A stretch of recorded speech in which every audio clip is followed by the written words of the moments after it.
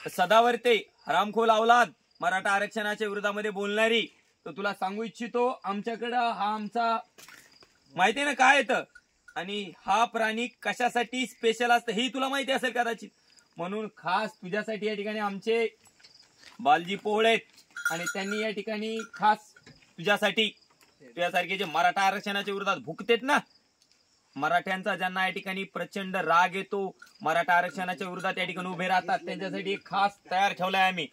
गरज पडली आम्ही मुंबईला हे घेऊन येऊ शकतो, त्यात काही प्रश्नच नाही.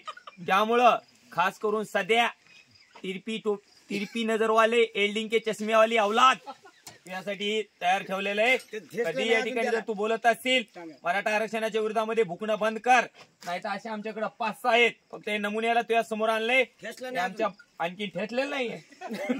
याला ठेचत नसते, याला ठेचत नसते, याला ठेचायचं नाही.